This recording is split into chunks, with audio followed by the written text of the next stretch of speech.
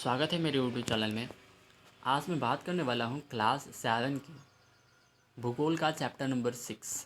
ठीक है, जो है प्राकृतिक वनस्पतियाँ एवं वन्य जीवन। उसका हम लोग आज क्वेश्चन आंसर देखने वाले हैं। तो पहला क्वेश्चन है इसमें कि वनस्पतियों का विकास किन दो कारकों पर अधिकतर निर्भर करता है। ठीक है, तो चलिए आंसर इसका देख लेते हैं।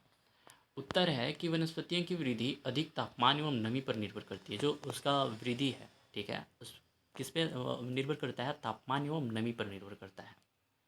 इसके अलावा यह ढाल एवं मिट्टी की परत को मोटाई जैसे कारकों पर भी निर्भर करती है। इन घटकों में अंतर के कारण किसी स्थान की प्राकृतिक वनस्पति की सघनता, मतलब कितनी घनी है, एवं प्रकार में भी परिवर्तन होता है। प्रकार मतलब उसका क्षेत्र कितना लंबा है या कितना चौड़ा है। ठीक है, अगला है प्राकृतिक वनस्पतियों की 3 मुख्य श्रेणियाँ कौन कौन सी है, वो आपको बताना है। तो देखिए, आमतौर पर प्राकृतिक वनस्पतियों की 3 श्रेणियाँ हैं। ठीक है, वो है, पहला है वन, सेकंड है घास स्थल, तीसरा है कांटेदार झाड़ियाँ। चलिए एक एक करके हम लोग जानते हैं इसके बारे में। पहला है वन, जो वृक्षों के लिए उपयुक्त तापमान एवं परिपूर्ण वर्षा वाले क्षेत्रों में उगते हैं। जो वन जो होते हैं वो उपयुक्त तापमान एवं परिपूर्ण, मतलब भारी वर्षा वाले क्षेत्रों में उगते हैं। इन कारकों के आधार पर संघन एवं खुले वन विकसित होते हैं। ठीक है, जो तापमान एवं परिपूर्ण जो वर्षा वाले क्षेत्र होते हैं, इसके चलते क्या होता है ना, जो जंगल होते हैं बहुत ज़्यादा घने हो जाते हैं और ये खुले वन विकसित होते हैं। खुले वन का कहने का अर्थ है कि ये लंबे होते हैं, बहुत क्षेत्र में फैले होते हैं।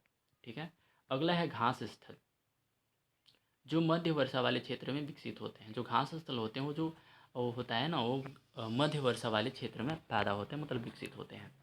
अगला है कांटेदार झाड़ियाँ।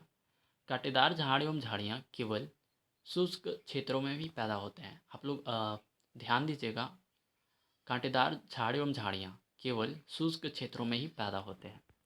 अगला देखिए, अगला है कि उष्णकटिबंधीय सदाबहार वन के 2 दृढ़ काष्ठ वाले पेड़ों के नाम बताइए।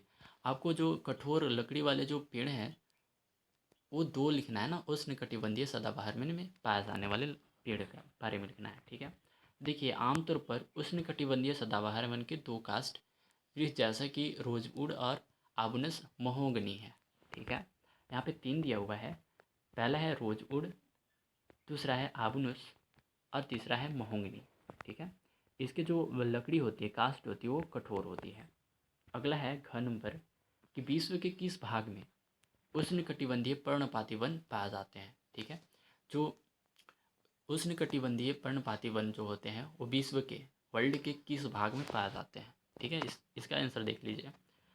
उष्णकटिबंधीय पर्णपाती वन मानसूनी वन होते हैं। ये जो पर्णपाती वन होते हैं, उष्णकटिबंधीय पर्णपाती वन, ये मानसूनी वन होते हैं, जो भारत, उत्तरी ऑस्ट्रेलिया एवं मध्य अमेरिका के कई हिस्सों में पाए जाते हैं।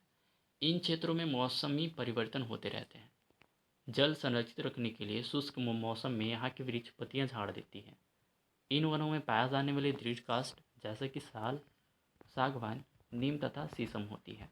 ठीक है, आप लोग अब बता ही सकते हैं कि विश्व के किस भाग में उष्णकटिबंधीय पर्णपाती वन पाए जाते हैं। ठीक है, तो चलिए अगले क्वेश्चन पर चलते हैं। तो अगला क्वेश्चन है कि नींबू वंश के फल किस जलवायु में उगाए जाते हैं। ठीक है, तो नींबू वंश के जो फल होते हैं किस जलवायु में उगाया जाता है, तो आइए जानते हैं। देखिए, नींबू वंश फल गर्म, शुष्क, ग्रीष्म एवं वर्षा वाली मृद शीत ऋतुओं में उगाई जाती हैं। ठीक है, पैदा की जाती हैं। इन क्षेत्रों में आमतौर पर संतरा, अंजीर, जैतून एवं अंगूर जैसे नींबू वंशज के फल पैदा किए जाते हैं। ये जो फल के नाम दिए हैं, संतरा, अंजीर, जैतून एवं अंगूर, ये क्या है? नींबू वंश के फल होते हैं ना। क्योंकि लोगों ने अपनी इच्छा अनुसार कृषि करने के लिए प्राकृतिक वनस्पतियों को हटा दिया है, मतलब हटा दिया मतलब साफ कर दिया, अपने हिसाब से खेती करने के लिए जंगलों को काट दिया है। ये भाग भूमध्य सागरीय प्रदेशों में पाए जाते हैं। इस प्रदेश में ग्रीष्म ऋतु शुष्क एवं वर्षा रहित होती है तथा सर्दियों में वर्षा होती है। ठीक है, कम ही वर्षा होती है, लेकिन यहाँ पे क्या होता है ना, आप लोग ध्यान दीजिएगा, यहाँ पे सर्दियों में वर्षा होती है, जब ठंडी होती है ना तब वर्षा होती है। आगे देखिए, शंकुधारी वन के कोई 4 उपयोग बताइए। जो शंकुधारी वन होते हैं उनके 4 उपयोग लिखने हैं आपको। तो देखिए, उत्तर है कि उत्तरी गोलार्ध के उच्च अक्षांशों 50 डिग्री से 70 डिग्री के बीच में भव शंकुधारी वन पाए जाते हैं। ये जो शंकुधारी वन होते हैं वो कहाँ पाए जाते हैं, तो 50 डिग्री अंशासों उच्च गोलार्ध उत्तरी गोलार्ध के उच्च अंशासों के 50 डिग्री से लेकर 70 डिग्री के बीच में। इन्हें टेंगा भी कहते हैं। जो शंकुधारी वन होते हैं इसे वो टेंगा भी कहते हैं। ये वन अधिक ऊंचाई पर भी पाए जाते हैं, बहुत ज़्यादा ऊंचाई पर भी ये पाए जा सकते हैं। इन्हीं वृक्षों को सलीमा ने हिमालय में प्रचुर मात्रा में देखा होगा। आपने टेक्स्ट बुक में देखा है, जो सलीमा है वो लड़की जो थी वो स्कूल की छुट्टियों गर्मी छुट्टियों में हिमालय की तरफ जा रही थी, तो वही शंकुधारी वन को देखा था। ये लंबे नर्म कास्ट वाले सदाबहार वृक्ष होते हैं। ये जो क्या होता है, जो शंकुधारी वन होते हैं वो नरम कास्ट वाले मतलब कोमल लकड़ी वाले वृक्ष होते हैं। इन वृक्षों की कास्ट का उपयोग लुगदी बनाने के लिए किया जाता है। जो लुगदी होता है ना, जो सामान तथा अखबारी कागज़ बनाने के काम में आती है। जो सामान मतलब सामान का मतलब है जो हम लोग एक कॉपी में यूज़ करते हैं ना, उस पेज को लुगदी से ही बनाया जाता है। और अखबार की जो पेज होती है उसको भी लुगदी से बनाया जाता है। और ये नरम कास्ट का उपयोग जो होता है, नरम कास्ट का उपयोग माचिस एवं पैकिंग के लिए बक्से बनाने के लिए भी किया जाता है। तो माचिस की जो तिल्ली होती है वो नरम कास्ट की बनी होती है, और जो पैकिंग के लिए जो बक्सा बनाते हैं वो नरम कास्ट की ही लकड़ी से बनाया जाता है।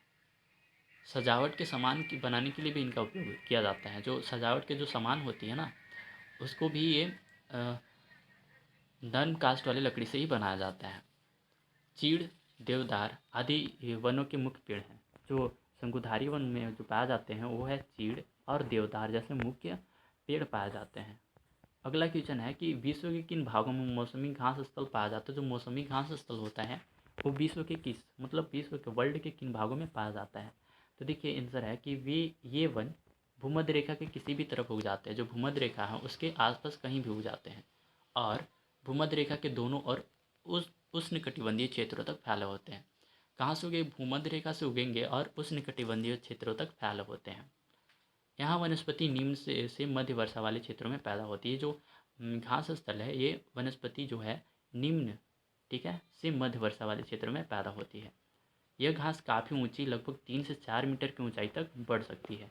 ये जो घास स्थल का जो घास होता है 3 से 4 मीटर की ऊंचाई तक बढ़ सकता है। अफ्रीका का सावाना घास स्थल इसी प्रकार का है। इसमें 3 से 4 मीटर के ऊंचाई वाले घास पाए जाते हैं सवाना के घास स्थल में। सामान्य रूप से उष्णकटिबंधीय घास स्थल में हाथी, जेब्रा, जिराफ, हिरन, तेंदुआ जैसे जानवर पाए जाते हैं। ठीक है, अगला देखिए सेकंड नंबर है कि सही उत्तर पर सही का चिन्ह लगाइए। पहला इसमें है कि काई एवं लाइकन पाया जाता है, तो आपको बताना है ये कहाँ पाए जाते हैं। ऑप्शन दिया हुआ है रेगिस्तान वनस्पतियों में, उष्णकटिबंधीय सदाबहार वन में, और तीसरा है टुंड्रा वनस्पतियों में। तो इसका आंसर हो जाएगा टुंड्रा वनस्पतियों में पाया जाता है। ठीक है, लाइकन और काई। अगला है कांटेदार झाड़ियाँ मिलती है, तो आपको बताना है कहाँ मिलती है। गर्म एवं आर्द्र उष्णकटिबंधीय जलवायु में। सेकंड नंबर है गर्म एवं शुष्क रेगिस्तानी जलवायु में। 3 नंबर है ठंडी ध्रुवीय जलवायु में। ठीक है, तो इसका आंसर हो जाएगा गर्म एवं सेकंड नंबर शुष्क रेगिस्तानी जलवायु में पाया जाता है। ठीक है, कांटेदार झाड़ियाँ। अगला है कि उष्णकटिबंधीय सदाबहार वन का एक सामान्य जानवर है। कौन सा जो उष्णकटिबंधीय सदाबहार वन में पाया जाता है जानवर। पहला है बंदर, जिराफ, ऊँट। तो सबसे ज़्यादा जो पाया जाता है उष्णकटिबंधीय सदाबहार वन में वो है बंदर। ठीक है, अगला है कि शंकुधारी वन की एक महत्वपूर्ण वृक्ष प्रजाति है। कौन सी शंकुधारी वन में अधिकतर पाया जाता है। ठीक है, तो देखिए रोजवुड है, चीड़ है, सागवान है। तो सबसे ज़्यादा जो शंकुधारी वन में पाया जाता महत्वपूर्ण वृक्ष है वो है चीड़। ठीक है, तो अगला है स्टेपी घास स्थल पाया जाता है, तो आपको बताना है कहाँ पाया जाता है। ठीक है, पहला दक्षिण अफ्रीका, सेकंड है ऑस्ट्रेलिया, और थर्ड है मध्य एशिया। तो इसका ऑप्शन आंसर हो जाएगा मध्य एशिया में जो है स्टेपी घास स्थल पाया जाता है। देखिए 3 नंबर है कि निम्नलिखित स्तंभों को मिलाकर सही जोड़ा बनाना है आपको। ठीक है, यहाँ देखिए वालरस है, सेकंड नंबर देवदार के वृक्ष, ठीक है, और ग नंबर में है जैतून, घ नंबर में हाथी, च नंबर में है कंपोज, और 6 नंबर में है डाउन। इसका देखिए उत्तर देख लेते हैं। तो देखिए वालरस जो है एक धुरीय जानवर होता है। ठीक है, जो वालरस है वो एक धुरी जानवर होता है। ख नंबर है देवदार के वृक्ष, ये नरम काष्ठ वाले पेड़ होते हैं। ग नंबर है जैतून, ये एक नींबू वंश का फल है। जो जैतून है नींबू वंश का फल है। घ है हाथी, उष्णकटिबंधीय पर्णपाती वन का एक जानवर होता है। जो हाथी है वो उष्णकटिबंधीय पर्णपाती वन का एक जानवर है। अगला है कंपोस्ट, ये जो है ब्राज़ील उष्णकटिबंधीय घास स्थल का नाम है कंपोस्ट। अगला है डाउन, अंटार्कटिका का शीतोष्ण घास स्थल का नाम क्या है, डाउन है। ठीक है। अगला देखिए कारण बताना है आपको, 4th नंबर है कि ध्रुवीय प्रदेश में रहने वाले जानवरों की फर एवं त्वचा मोटी होती है। तो कारण बताना है क्यों मोटी होती है। ठीक है, उत्तर देख लेते हैं। ध्रुवीय प्रदेश में सर्दी बहुत अधिक पड़ती है।